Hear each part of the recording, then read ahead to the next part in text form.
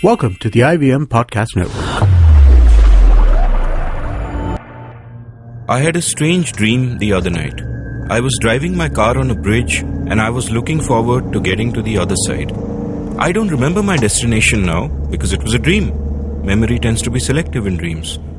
But I remember the feeling of freedom as I stepped on the gas, the cool breeze on my face, though that might well have been the AC, and the song on the radio, Led Zeppelin's Immigrant Song. And then I reached the other end of the bridge and found nothing but a giant wall there. A huge wall. The biggest wall I had ever seen. A really great wall. I felt exasperated. So I turned around and headed down the other way to wherever I had come from. And as I got to the other end of the bridge, I saw in the distance another huge wall. There was a wall in front of me, there was a wall behind me, and I was trapped on the bridge. I stopped the car. Another car stopped right beside mine, and his driver waved at me, asking me to lower my window so he could speak to me. I lowered my window. He leaned forward, and he said, "Tell me something, bro. How did we get here?" Welcome to The Seen and the Unseen, our weekly podcast on economics, politics, and behavioral science. Please welcome your host, Amit Varma. Welcome to The Seen and the Unseen.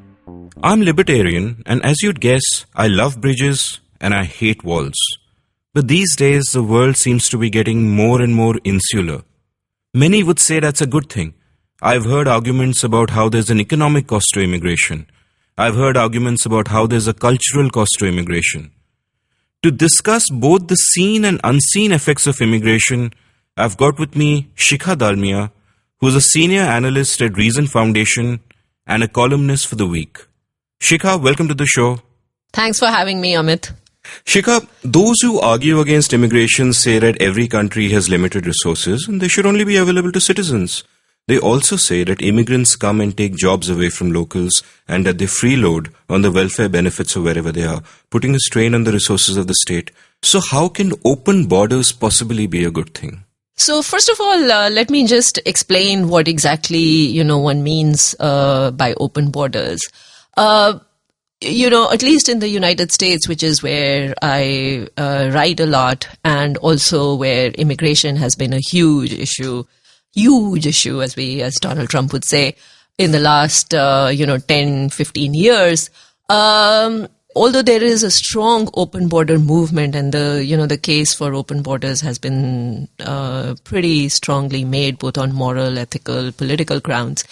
But there is a pejorative sense of open borders, and the pejorative sense is that, you just kind of have no controls and you just let anybody in anytime they want. That's not exactly what open borders means. What open borders means is that the government has a legitimate role in doing some background checks. It ought to vet foreigners for, health reasons, public security reasons. You don't want to let terrorists in, what have you. But when people want to come in for peaceful reasons, economic reasons, to work or to live peacefully and interact with the citizens of the country, for mutual benefit, then there should not be restrictions on that. So the way I put it is, open borders is a position that builds a presumption of liberty into the immigration policies of any country, so that the government has to show why some foreigners should not be allowed into the country and not the other way around. Most people come to another country because somebody else in that country wants them there. Either there's an employer who wants to hire this person, or there is, somebody who wants to marry them or live with them. So you're not just interfering with the mobility rights of the foreigners, you're also interfering with the actual individual rights of your own citizens if you have, sort of a restrictionist immigration policy. So that's kind of what the term open borders means. Now, why does open borders not strain a country's resources? And essentially, the reason is that, life is not a zero-sum game. Economics is not a zero-sum game. We all interact and trade with each other for mutual benefit. So, insofar as a foreigner is in the United States and has a job, it is because they are creating more value for their employer than they are consuming in wages, right? So they are creating some surplus for the employer. So by definition, that's a contribution to society. They are growing the economic pie more than they are consuming. And that's essentially why immigration, just like trade, is a win-win for everybody. So now it's almost a given that everyone in a poor country would love to move to a rich country. So if you have open borders and only those outliers who fail those background checks are kept out, is it not the case that rich countries would be overwhelmed by an influx of immigrants? Yeah, that's one of the fears that is generally exploited by your people who want to shut the borders.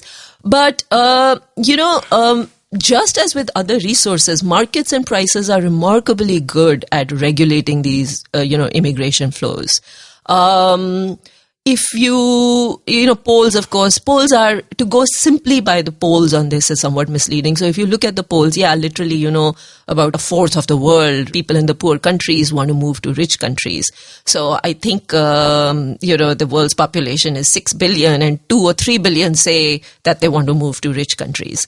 But that's not how it actually works. Even though they say they want to move to rich countries, that's not what all of them will end up doing. Partly because prices and wages will moderate much before it is worth their while to move to the United States or to Europe or what have you. There is a standard formula that's used that the wage differential has to be, 3 to 4 times, depending upon how your proximity to the country that you want to move to, before somebody will move. To give you an example, America used to have open borders with most of the world till about 1930. Anybody could come to Ellis Island with some kind of a background check showing that they are not a criminal and they are generally of good health, and they would be given their immigration papers on the spot. And they could then go and find employment. It was only almost for the majority of America's history, America had open borders. And America actually declared open borders or, no restrictions with Puerto Rico about 30, 40 years ago. Net migration flows from Puerto Rico right now are effectively zero. And it's not because Puerto Rico is now as rich as America. In fact, George Borjas, this Harvard economist who is one of the very, very few economists in the United States who supports a restrictionist position, he himself has admitted that, a truck driver or a construction worker could take a very cheap flight from Puerto Rico to America and increase his wages like 2 or 3 times. And yet they don't do it. And the reason is that there is a huge there are huge non-monetary costs to moving to another country. And most people will not do it unless there is a huge, huge, huge financial upside for them. I've always found it amusing that there's the same assumption at the heart of the argument for restricting immigration as there is for controlling the population. And this is that too many people are a problem and are a strain on resources. Are people a problem, Shikha? Yeah, so that's a very good question, Amit. I mean, I think you have hit the nail right on the head here. There is a certain Malthusian mindset, which is, to be fair, very intuitive, right? I mean, too many people, too few resources, and each one has less to go around. And that's kind of the thinking that drives the environmental movement, that overpopulation is a problem. I mean, we've forever had this, this population doomsday kind of mindset that if the world's population keeps growing, we are all going to die and go to hell sort of, mentality. It has never worked out, right? I mean, I remember a time when the Earth's carrying capacity was supposed to be like about half of the number of people actually there are on the planet right now. So human beings are extremely, extremely inventive people. They're a very inventive species. And Julian Simon, to my mind, one of the finest 20th century economists, but he was more than an economist. He pointed out that human beings are not they are not just mouths who consume the economic pie. They are also hands and brains that grow the economic pie. And without human ingenuity, you would not have, oil would have just been a toxic black fluid in the earth, right? Sand, which now generates computer chips that is powering the whole world, would have been just something, people walk on the beach. So human ingenuity turns physical material into resources, and physical materials may be finite, but resources are actually infinite, and you can draw infinite value out of it to improve human life. And so the limiting factor in any country's growth ultimately are not the physical resources that it has, but the mental resources that it has. And those are provided by, people, population. That population can come through either, just childbirth, or it can come through immigration. And both are equally, in my view, valid ways of, keeping a society and an economy going. And in fact, this is why people always migrate to cities, to densely populated cities, instead of away from them, which is the opposite of what you would expect. Now, all this is fine in theory, but if someone were to ask you that, is there any empirical evidence that immigration actually benefits the people of a country? What would your response be? Yeah, in America, there is a great body of economic literature which shows that immigrants are, a net positive for the economy. And, it is right that this research should exist in America, because America has historically been the land of immigrants, right? America as we know it today would not exist but for immigrants. And there is a great deal of research that shows that immigrants, of course, improve their own lives when they move from a less wealthy country to a more wealthy country like America. Instantly, they step across the border, and the value of their labor goes up many fold. A Mexican can step across the line in America, and when they do the same work, commands much more wages. And the reason is that the American system, the governing system over there, allows for more productivity. So you can get more for the same amount of work. And so there is a great deal of research that shows that immigrants are a net benefit for America. First of all, immigrants, most Americans are not competing for wages or jobs with immigrants. They are the customers of immigrants, right? Immigrants produce goods and services that other Americans need. So they essentially lower, their the prices of goods, and therefore increase the real income, the real wages that any American is drawing. In effect, the way I like to put it is that they give you a raise without you having to do any additional work whatsoever.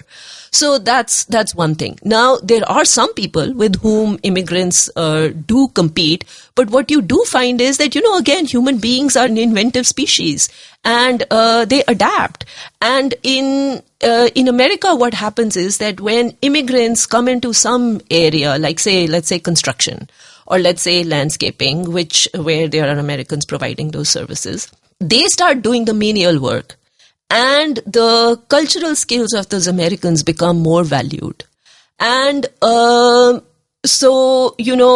English speaking, which if you have a completely homogeneous labor market, don't count for anything. But you have a bunch of Spanish speakers, suddenly English speaking skills are at a premium. So those construction workers who were Americans who were performing, doing just construction work, now they can go to supervisory roles and make more money that way. So, nobody in America disputes, and for this there is a great deal of literature, that high-skilled immigrants, foreign techies, Indian, Chinese, they make so much, they are such high value added, work providers, that they for every 100 H-1B foreign workers, they support 183 jobs. So there's a net job increase. I think H-1B workers provide something in 10 to 25% of the aggregate productivity growth over 20 years in America has been through H-1Bs. So once you look at all of that, you realize that, immigrants are not taking jobs. They are not depressing wages. In fact, they are doing the exact opposite of all those things, simply because they are bringing, productivity increases through their innovations and, through their hard work. So what you're saying is certainly true of high-skilled immigrants. But, opponents of immigration are not just at an international level. I live in Mumbai, and the Shiv Sena basically came to prominence here by arguing against migrants from other parts of the country, first South Indians and then Biharis. And they're essentially talking about the lower end of the food chain. So Biharis, for example, coming to Bombay, and becoming taxi drivers or auto drivers instead of local Maharashtrians. And their argument is, and it's a standard trope for anti-immigration campaigners everywhere, that these local jobs at the bottom of the chain are being taken away by immigrants who are willing to do it for cheaper. Yeah. I mean, it's a fair point. And, if with any policy, with any exogenous shock, let's say, there are winners and there are losers, right? And so, one can see that in the short run, if there is a huge influx of people and the public services, let's say, can't keep up, you will have congestion, you will have, overcrowding.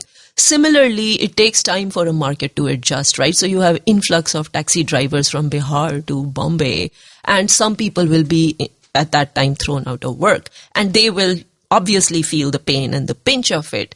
But, and that's the visible part of it. And this goes to, in some ways, the title of your podcast. That's the scene effect. That's the scene effect is, this negative externality that you see. What you don't see are the positive externalities, right? First of all, well, this is not an externality. The fact that all the consumers who benefit, so maybe a few people are pushed out of their jobs and their employment. But the vast majority of people who are consuming, say, those cab services benefit. And now they have, because they are getting services, better services at a cheaper, price, they now suddenly have savings that they can invest elsewhere. They can use to spend, buy something else. And so that taxi driver who has now been thrown out of employment will have some other opportunities. But that process of adjustment takes time and it's very visible. But the benefits are very diffuse and widespread and they are invisible. So initially one can see the backlash, and it is, to some extent, it is rational and, it's fair, it's legitimate. The problem becomes when policymakers only develop policies based on the seen negative effects and not on the unseen positive effects. That's when the problem arises. Another issue with immigration, and this is something Milton Friedman once brought up, was that it's problematic for a welfare state because immigrants get welfare benefits which the taxes of local citizens have paid for. And this is especially so if immigrants are, as in general they are, poorer than the local people. Is there some merit to this argument? So, what Milton Friedman said was actually even more nuanced than that. What he said in the United States was that and this was in the context of the debate about illegal immigration. As you know, in the United States, and this is the issue that Donald Trump has basically written to the White House, which is that there is a huge undocumented population, from Mexico, because it's a contiguous country with the United States, number of, about 30 million, undocumented workers. And what Milton Friedman was saying was that, and nobody in America likes these workers. Not nobody, but the restrictionists who are, more of the more nativist mindsets see these workers as a problem. They feel that they have broken America's rules and regulations and come there illegally and there should be a penalty for it. And what Milton Friedman was arguing was that actually those people, the illegals, are a net benefit for the United States. And the reason they are the net benefit for the United States is that they come and they perform all kinds of works that Americans don't want to do. For wages, that Americans would not accept, and they don't go on the welfare state because they are not entitled to those welfare benefits. So he said illegal immigration is a net positive for the United States. But he said if you have open borders and all the immigrants came and became qualified for welfare, then you may have a problem. But, I actually think Milton Friedman was, kind of wrong even about that because first of all, you already have in America a system where you can deny welfare benefits to, to immigrants. I mean, you have to be a green card holder before you qualify for anything more than emergency healthcare and, schools. So, you can control it that way. And second of all, to immigrants provide a net windfall to the society that they move into, the economy that they move into. And this is something that no study seems to ever take into account, which is that what I call the parasitic stage of their life, when they are net consumers of resources, when they are children going to school and they are feeding and, all those costs are borne by the country that they were born in, their native country. And then in their peak productive years, they go to, another country and then start contributing immediately. So even if they were entitled to some welfare benefits, schools and, roads, their net cost is still a lot smaller than their net contributions. If you look at it in America, and I make this point repeatedly is, a lot of Western countries are now facing a demographic decline. They are not replacing their population at replacement level. America is one of the few countries that is, and it is because it has had higher immigration rates. Now, if you were to try and replace a country's population solely by childbirth, you would have to pay for those children right from the time they are born to the time they become productive. That would be a much, much bigger welfare cost on a Western country than actually allowing more immigration.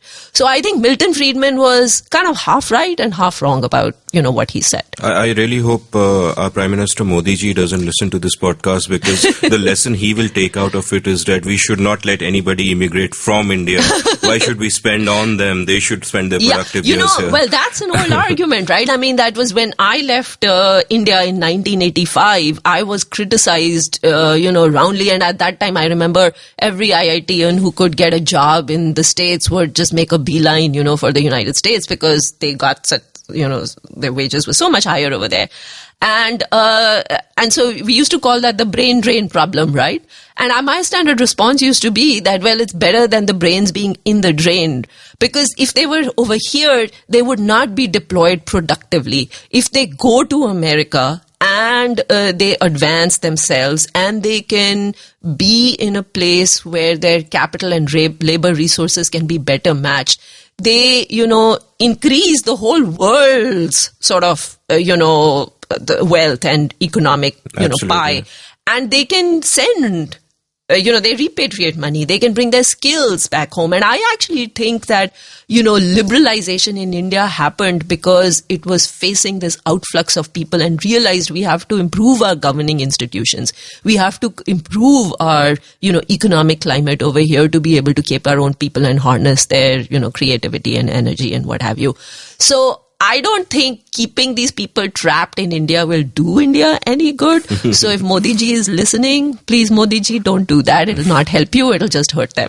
Let's hope Modi ji agrees with you. Now, I buy your economic argument. Immigrants, like all people, are valuable resources. All human interaction is a positive-sum game. Everyone benefits economically from immigration. But there is a cultural aspect to immigration as well. Restrictionists argue that crime rates go up because of immigration from poorer countries. Donald Trump implied as much when he called Mexicans rapists. And clearly that found a resonance with many people, because after all, he is your president now. And so it would appear that Rub it in, Amit. That's a low blow, isn't it? Yeah. So it would appear that many common people feel that way as well, despite the economic benefits that you point out. And there are similar concerns raised about Muslim migration in Europe and about the cultural clash and the consequences of that. These fears are understandable, but are they justified? First of all, when it comes to crime rates, that is a completely bogus argument. In fact, immigrant crime rates are far lower than native crime rates. And the interesting thing in America is that undocumented workers, they have the lowest crime rate of virtually any other cohort. And if you go to El Paso in Texas, which is this border city that, on the border of Mexico, which has the highest undocumented population, is also the safest city, the lowest crime rate. And the reason for that is that, again, these immigrants are there because they want to improve their lives. They want to contribute, indirectly to society by improving their own prospects. These are just naturally law-abiding people. They are there very single-mindedly for one purpose, improve themselves. So they are not interested in, messing around with, the wrong kind of people and, what have you. Now, of course, immigrants are, after all, also human beings, and you will have some criminals among them, just as you have among any group. But the problem is that their crime gets sensationalized. And they become defined by, isolated incidents of crime, which are not representative of their general behavior. That's one thing. But to the broader point that, immigrants are, after all, they are not widgets. They are not products. They have, cultural baggage, they have aspirations, they have, all kinds of ideas of their own, which will influence their host country. And, and it's not just modern day nativists who worry about, the cultural effects of immigration. Even the America's founders who were ultimately open borders used to worry about that. Thomas Jefferson used to worry about how immigration from non-Republican countries, by Republican he didn't mean conservative, but who were not habituated to self-governance. At that time, immigration in America was mainly from Europe, which was monarchical. And, so they were coming from monarchies and didn't know about democracy and voting. And he felt that could, hurt America.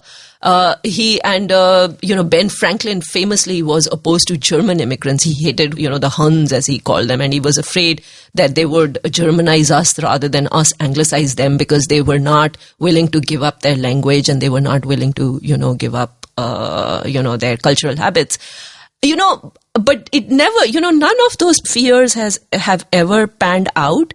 And I think that has got something to do with, again, the sociology of immigration, especially of most immigrants are economic immigrants. They are economic migrants. That's why most people, move to another country. And what helps them to, improve their prospects and fulfill their own mission and their own goal of self-improvement is learning the habits of that country. Learning the ways of that country. And I always say in America, we don't need assimilation programs for immigrants. What we need are jobs for immigrants, because jobs themselves are greatest assimilation program. You can't get ahead in your job till you learn English. You can't get ahead in your job till you understand some of the habits of, the native, people. So, that process works itself out. There could be some ways in which immigrants change their host society, and some might be negative, but I would argue for every negative effect, that an immigrant has, there are multiple positive effects that immigrants have. So Indians go to America. Family values is like this huge thing in America, right? America is constantly struggling with family values because the divorce rate is very high and what have you. You have an influx of, Indian immigrants whose family values are extremely strong, and you strengthen that institution.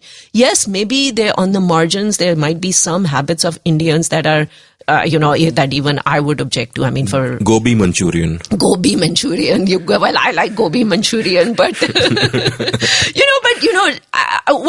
not to, castigate any group, but, they have a certain pathology of the nouveau riche. They do well and they want to flaunt their wealth in the United States. And it is a little bit out of sync with the egalitarian sensibilities of most Americans. So, you can see that, okay, that is a little bit out of sorts. But look at all the family values they are contributing. They are such good parents. They are so ambitious for their children. Now they are considered to be this model minority. That's a burden that we Indians have to bear in America. I have got no head for math, and anybody who looks at me and says, hey, Indian, you can obviously solve this quadratic equation. And I go, not really. So it is a mix, but overwhelmingly because immigrants are self-selected, they go to a country because they are ambitious and they want to get ahead. They go with the mindset, we want to make it and we want to learn the ways of this country. So immigrants are already by self-selection the cream of the crop anyway. Right. And they, in one way or another, they don't have to be geniuses. They don't all have to be Einsteins. But the very fact that they are willing to, pick up their bags, uproot themselves and go to another country suggests that they are the cream in the sense that they are entrepreneurs. That these are ambitious people. These are people who are hardworking. So in that sense, yes, they are the cream of the crop. My final question to you is about immigration from an Indian perspective. One could argue that we are in a troubled neighborhood. Allowing open borders with Pakistan or Bangladesh could lead in a flood of immigrants from there. No matter how rigorous our background checks are, if at all the state has a capacity to carry out background checks, this might be one way that terrorists could slip in. So simply as a rule, isn't it sensible not to have open borders at all and to just let nobody in? So, like I said at the beginning of the podcast, that, open borders does not mean that you let terrorists or, people who pose some kind of a public threat in. But, think about it, Amit. In America, they say if you outlaw guns, only outlaws will have guns.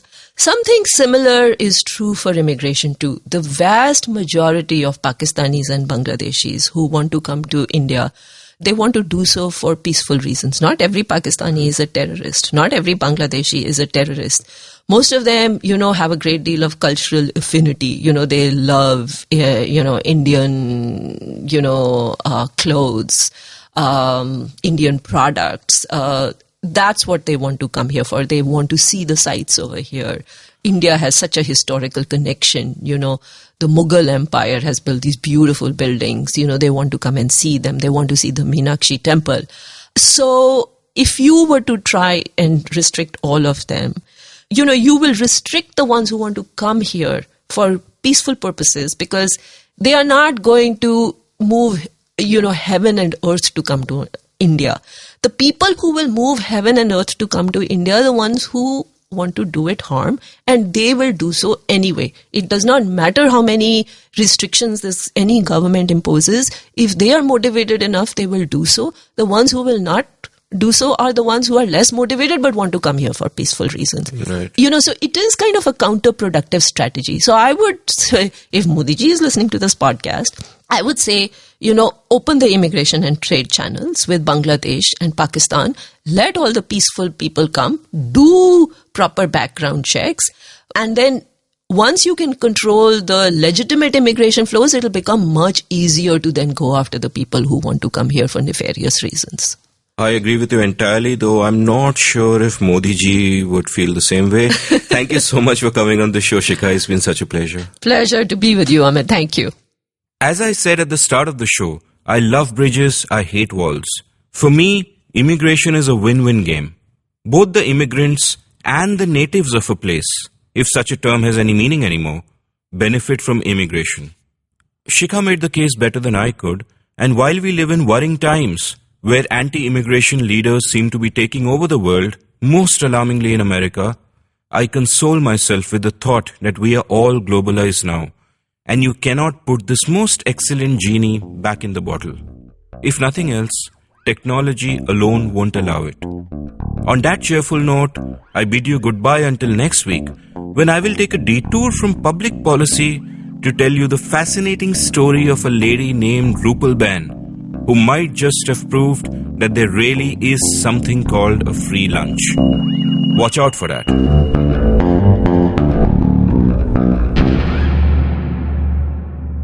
If you enjoyed listening to The Seen and the Unseen, check out another hit show from IndusVox Media Networks, Cyrus Says, which is hosted by my old colleague from MTV, Cyrus Brocha. You can download it on iTunes or any other podcasting network. Hey man, just help me out, man. I need some podcast, man. I haven't had a fix in a week. Just need some. Don't you worry about it. I got podcast galore for you, man. Just go to ivmpodcast.com. You can also find us on Facebook, Twitter, and Instagram. Thanks, man. I'm gonna check it out.